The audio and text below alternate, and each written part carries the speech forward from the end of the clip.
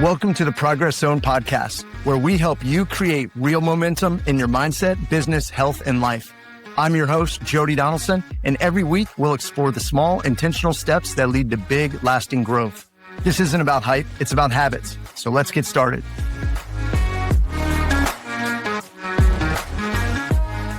Well, hey everyone, welcome back to the Progress Zone. I want to ask you a question that might catch you off guard a little bit.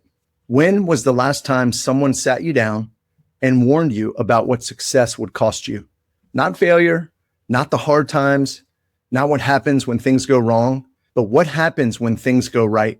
I'm going to guess the answer is probably never, because we live in a world that is absolutely obsessed with getting to the next level, whether it's the next promotion or the next revenue milestone or just the next goal. We celebrate that climb and we talk endlessly about the struggle. We romanticize the grind, but nobody talks about what's waiting for you when you get there. And I think that silence is doing a lot of people real damage, because the problems that come with progress are just as real as the ones that come with failure. They're just a lot harder to talk about, because when you're struggling, people offer sympathy. But when you've built something and you're still struggling, people don't always know what to do with that. And neither do you. So today I want to have the conversation that most people avoid about what success actually costs and how to carry it without losing yourself in the process. I want to take you back to a moment in my own career. When I left law enforcement for real estate, those first few years were hard. I was 100% commission, no safety net, a lot of uncertainty. And I told myself the same thing a lot of us tell ourselves. I told myself, once I get some traction, once things start working, it'll get easier. And eventually things did start working.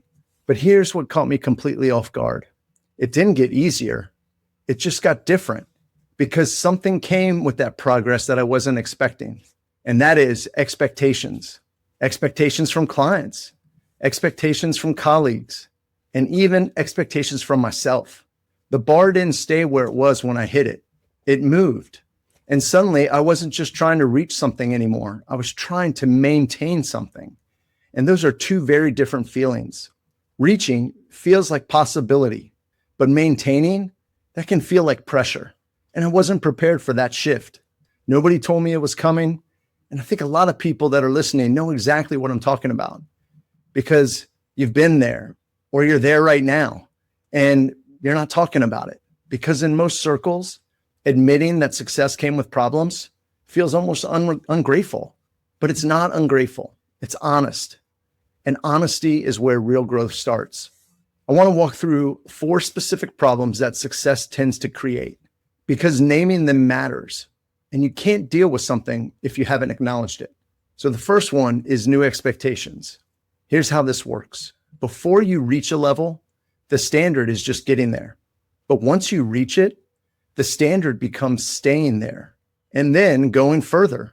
The people around you, whether it's your clients, your colleagues, or your team, they recalibrate quickly. So what impressed them last year is just the baseline for this year. And so you find yourself running harder just to stay in the same place. That's pretty exhausting. And it can make success feel less like an arrival and more like you're on a treadmill.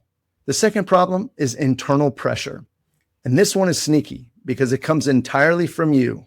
Once you've proven to yourself that you can reach a level, you stop giving yourself grace for the learning curve. You start measuring yourself against your best day every single day. I remember going through this in real estate. I'd have a record month, and instead of celebrating it, I'd immediately start worrying about whether I could repeat it. That win lasted maybe 24 hours, and then the pressure of maintaining took over. Your best day was never meant to be your daily baseline, but success has a way of making you forget that. The third problem is responsibility weight, and this one grows quietly. When you're starting out, the only person you're responsible for is yourself. But as you build something, more people enter the picture. Employees who are counting on you, partners who trusted you with their investment, clients who built their plans around your ability to deliver, and family who are watching you carry all of it. And that weight changes things. It changes how you sleep. It changes how you make decisions. It changes how much you can afford to risk. And nobody hands you a manual for how to carry that out. You just have to figure it out as you go. And the fourth problem, and I think this might be the one that hits the hardest, is the loneliness that comes with leading. The higher you climb, the fewer people around you have been where you are, the fewer people you can be fully honest with, and the fewer spaces where you can say, hey, I'm struggling with this, without feeling like it cost you something, whether that's your credibility, your authority, or the confidence that people have in you. And so most leaders, they just stay quiet. They carry it alone. And the silence makes it even heavier. I've been in that space. And if you're honest with yourself, you probably have too. So if these problems are this common, why doesn't anyone talk about them? I think it comes down to three things. The first is guilt. When you've built something real, when you've reached a level most people around you haven't, admitting that it's hard feels like you're complaining. It almost feels disrespectful to the struggle that got you there. And so you just stay quiet, even when the weight is real. The second is perception. Leaders are supposed to have it all together. That's the unwritten rule, right? And so the higher you go, the more pressure you feel to perform with confidence, even when you're not feeling it. And that mask gets heavier over time. But most people, they just never take it off. And the third is simply that nobody modeled it. Most of us grew up watching leaders project certainty through their confidence, control, direction. We never saw behind the scenes. We never saw that doubt, and we never saw that weight. So we assumed there wasn't any. And when we started leading, we tried to be that same projection. But here's what I've learned. The leaders people trust most are not the ones who project the most certainty.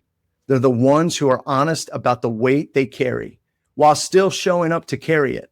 So what do you do actually when success brings problems you aren't prepared for? The first thing is just to name it.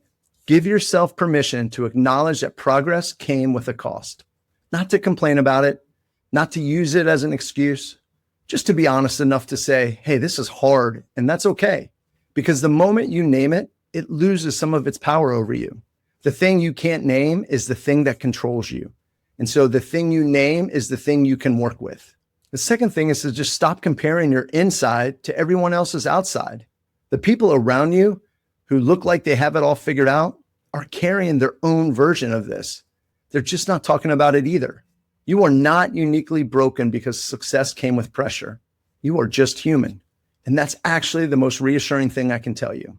And the third thing is to invest in the areas that success tends to neglect, whether that's your relationships, your health, your inner life, the things that don't show up on a revenue report, but they determine whether the person behind the revenue report is okay.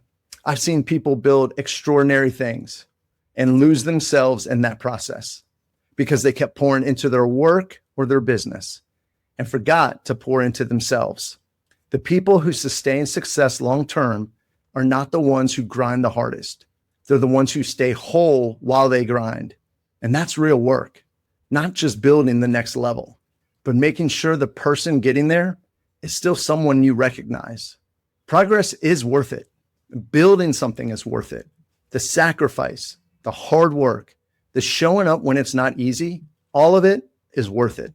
But you deserve to go into it with your eyes open, knowing that the next level will come with new challenges, knowing that success doesn't fix everything, and knowing that the weight you carry as a leader, it's real, and knowing that asking for support when you feel it is not a sign of weakness. It's a sign of self-awareness. And self-awareness is one of the most underrated leadership skills there is. So here's what I want you to sit with this week. Is there a problem in your life right now that came from something going right? A pressure you're carrying that you haven't named yet? A weight you've been pretending isn't there? Just name it, just to yourself, if that's all you can manage right now. Because that's where real progress starts, not in the achievements, but in the honesty about what the achievements actually cost. If this episode gave you permission to acknowledge the weight you've been carrying quietly, share it with someone who looks like they have it all together from the outside, because they might need to hear this more than anyone. So keep showing up, keep doing the work, and keep making progress. And I'll see you next time inside the Progress Zone. Thanks for joining me in the Progress Zone. If today's episode gave you a spark, share it with a friend, subscribe, or leave a quick review. And remember, progress isn't about being perfect. It's about showing up. I'm Jody Donaldson, and I'll catch you next time inside the Progress Zone.